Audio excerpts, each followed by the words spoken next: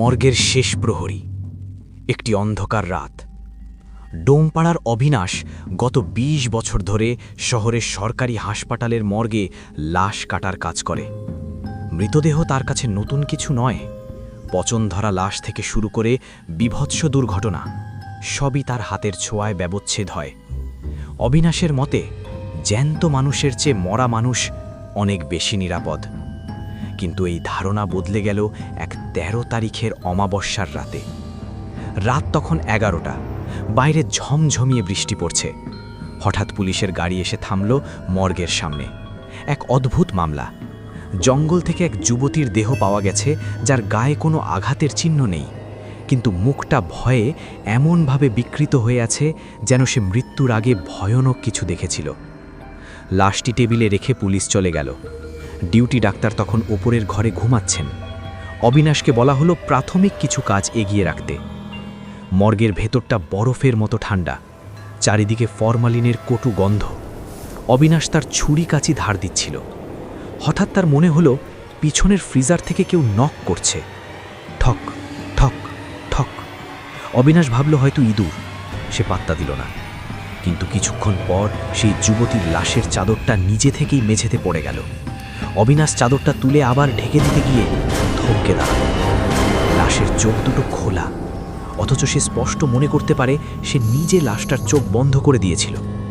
অবিনাশ কাঁপা কাঁপা হাতের চোখ দুটো আবার বন্ধ করে দিল।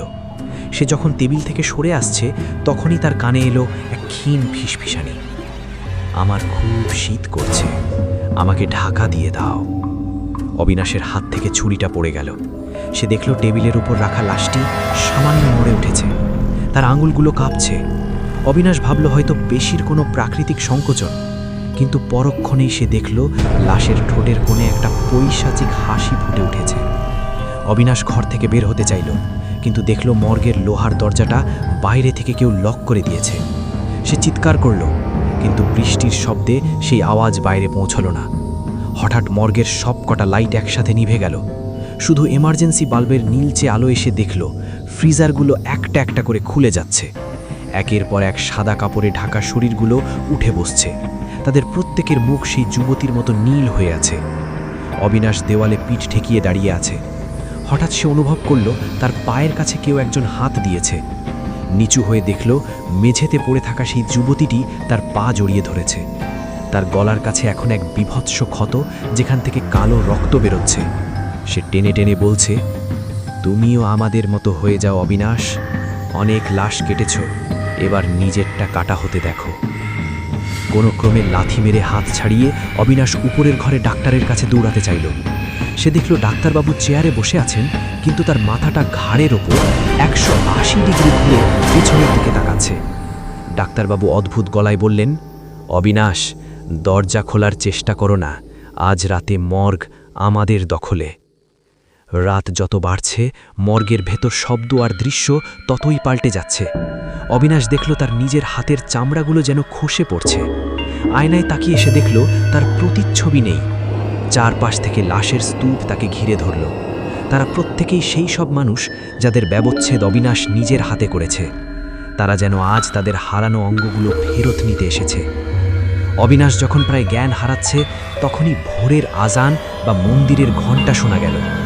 সাথে সাথে সব নিস্তব্ধ হয়ে গেল। মর্গ আবার তার আগের মরা শান্ত অবস্থায় ফিরে এলো। সকালে ঝাড়ুদার এসে দেখল অবিনাশ সেই যুবতীর লাশের পাশেই অজ্ঞান হয়ে পড়ে আছে। তার শরীরে অদ্ভুত সব আচরের চিহ্ন। সেই দিনের পর থেকে অবিনাশ আর কোনোদিন মর্গে পা দেয়নি।